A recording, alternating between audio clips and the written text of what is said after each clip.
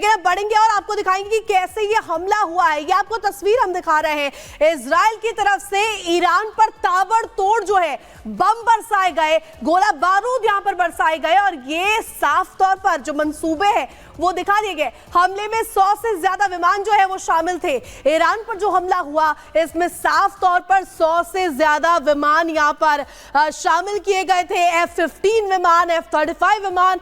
और इसके साथ साथ आपको बता देंगे, देखिए दूरी 2000 किलोमीटर की दूरी जो है वो भी देखने को मिली है। आपको बता दें कि दोनों के बीच 2000 किलोमीटर की दूरी बस महज थी और यहां पर इसके तहत यहां पर हमले में 100 से ज्यादा विमानों का इस्तेमाल करते हुए ईरान के ऊपर ताबड़तोड़ बम बरसाए गए। 19 सैन्य ठिकाने इसमें बताया जा रहा है कि यहां पर नेस्तनाबूद कर दिए गए हैं। और इजराइल की तरफ से जिस तरीके से हमला किया गया, ये साफ तौर पर ईरान को लेकर के स्ट्राइक थी और ईरान ने भी यहां पर पलटवार करते हुए अपने एयर स्पेस को बंद कर दिया है।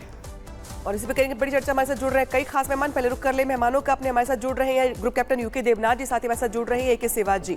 यूके देवनाथ जी, पहले मैं आपके पास आ रही हूँ कि जिस तरीके से पहले से इस बात का आकलन था कि इजराइल चुप नहीं बैठेगा, जवाबी प्रहार करेगा, लेकिन जिस तरीके से रात 2 बजे के हमले किए गए हैं इजराइल की ओर से ईरान पर, तो क्या ये मान लिया जाए कि ये पहले किश्त है हमले की, अभी और हमले होंगे?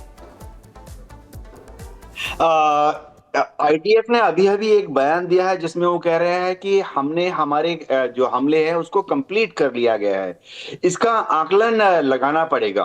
क्या इसका ये मतलब है IDF के बयान का कि अब आज और हमला नहीं करेगा, या क्या ये भी अंदाजा लगाया जा सकता है कि इजराइल डिफेंस फोर्स के इस बयान का ये मतलब है कि पहला वेव कंप्लीट हो गया है? आमतौर पे इजराइल जो है जब भी हमला करता है, कोई भी एयरफोर्स जब हमला करती है तो एक साथ अपने बड़े तादाद में हवाई जहाज को कमिट करती है। किसी भी हमले में 40, 60, 80 या 100 जहाजों का इस्तेमाल होता है और वेव के हिसाब से हमला होता है। यानी एक हमला अभी हो गया, एक हमला 4 घंटे के बाद सेकेंड वेव हम हो गया, एक हमला 8 घंटे या 12 घंटे के बाद थर्ड वेव हो गया। तो हो सकता है, मेरा आकलन है कि अगर इजराइल ने ये हमला किया है ईरान के ऊपर तो आधा अधूरा हमला नहीं करेगा। डेफिनेटली आज फिर से कुछ 1 घंटे के बाद सेकेंड वेव या थर्ड वेव भी हमला कर सकता है, क्योंकि अभी जो हमला किया है 100 के करीबन हवाई जहाजों ने, इससे जो खबरें आ रही हैं ईरान से छन छन कर कि ईरान के न्यूक्लियर पावर प्लांट्स को अनटच रखा गया है, ईरान के जो पेट्रोकेमिकल प्लांट्स हैं, तेल के कुएं हैं, उन पर हमला नहीं किया गया है। सिर्फ ईरानियन रेवोल्यूशनरी गार्ड के जो हेडक्वार्टर हैं, ईरान की जो मिसाइल और ड्रोन बनाने की फैक्ट्रियां हैं, उनके ऊपर हमला किया गया है। तो मेरा कयास ये है कि इजराइल अगर अपने इस अटैक को फर्दर दोबारा से एक सेकेंड वेव या थर्ड वेव लॉन्च नहीं करता तो हमला आधा अधूरा रहेगा और बाद में ईरान दावा करेगा कि कोई नुकसान नहीं हुआ। जी बिल्कुल। और हमारे साथ लगातार defence expert major general AK Sehwag भी बने हुए हैं। AK सेहवाग जी, देखिए जिस तरीके से यहाँ पर ये हमले हुए हैं इजराइल की तरफ से, एक प्रतिशोध था इजराइल का जो कि यहाँ पर देखने को मिला है। महज 25 दिन के अंदर ही ये जो प्रतिशोध की आग थी यहाँ पर भड़कती हुई नजर आ रही है और ये भी साफ है, नेतन्याहू की तरफ से कहा गया है कि ये हमले रुकने वाले नहीं है। हाँ बिल्कुल, देखो सच्चाई है कि जो पहली फेज में, जो फर्स्ट वेव में हमले हुए हैं, वो हमले मिलिट्री इंस्टॉलेशन पे हुए हैं, ना न्यूक्लियर फैसिलिटी को टच किया गया, ना एनर्जी सेक्टर। क्या इजराइल जो प्रेशर में आके अमेरिका के इनको हिट करेगा या नहीं करेगा, ये तो समय बताएगा, क्योंकि उसकी सेकेंड वेव थर्ड वेव में कर सकता है। मगर जो अभी उसने हिट किए हैं मिलिट्री इंस्टॉलेशन को, वो ऐसा लगता नहीं कि कोई खास डैमेज हुआ है ईरान में, क्योंकि जिस प्रकार से खबरें आ रही हैं, ईरान ने इसका पुख्ता इंतजाम कर रखा था। मुझे लगता है उनका डिफेंस सिस्टम जो है उसने उसको एक प्रकार से हवा के अंदर ही बर्बाद किया होगा।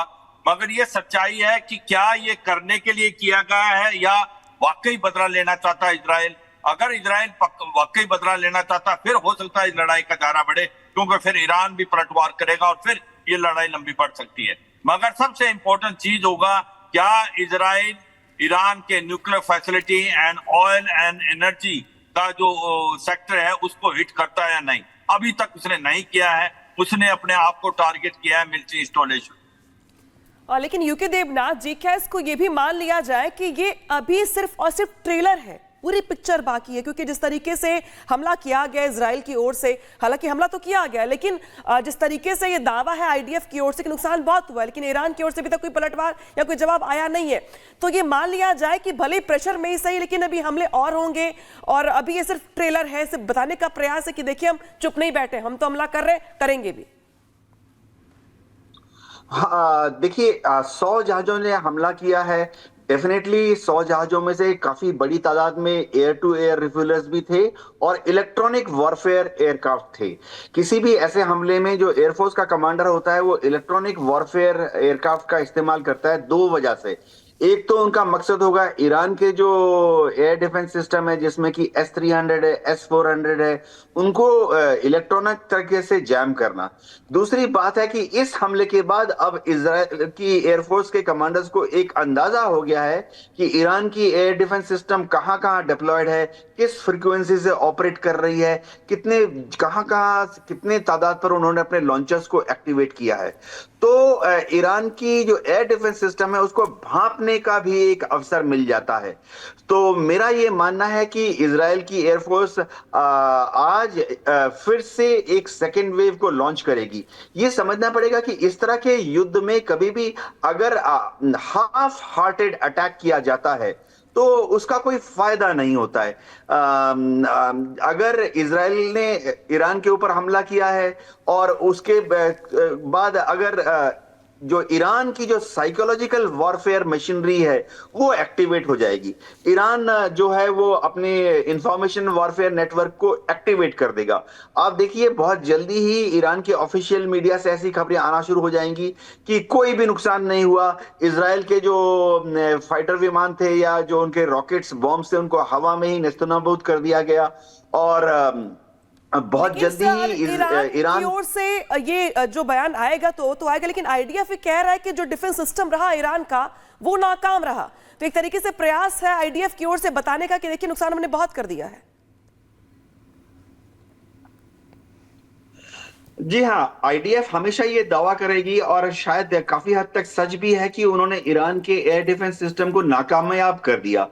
ईरान का जो एयर डिफेंस सिस्टम है वो ज्यादातर रूसी एयर डिफेंस मिसाइल्स पर बना हुआ है और हमने कुछ हद तक यूक्रेन के युद्ध में भी देखा कि जब यूक्रेन ने रूस की तरफ अपने ड्रोन्स या यूएवीज क्रूज मिसाइल लॉन्च किए तो वहां पर भी कई बार रूस के S-300 या S-400 का जो सिस्टम है वो यूक्रेन के ड्रोन्स को यूएवीज को रोकने में नाकामयाब हो गया। किसी भी युद्ध में ऐसा तो होता ही है। देखना ये पड़ेगा कि क्या अब ईरान बदले की कार्रवाई में फिर से आज या कल तक फिर से 100, 200 या 300 रॉकेट्स और मिसाइल्स क्या ईरान इजराइल की तरफ लॉन्च कर देता है।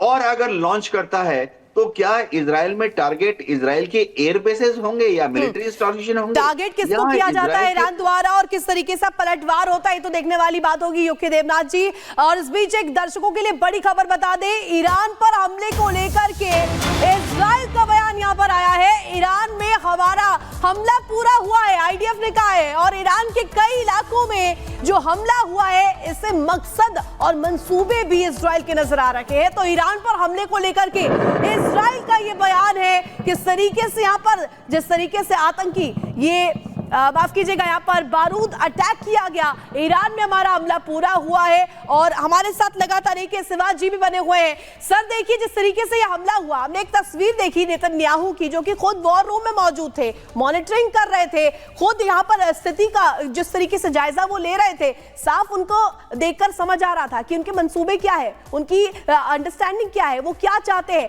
और अगर बात करें जिन सैन्य ठिकानों को निशाना बनाया गया उसमें कौन कौन सी चीज शामिल है, IRGC मुख्यालय, missile launch site, atomic research centre, naval base, इन सभी को टारगेट किया गया है सर।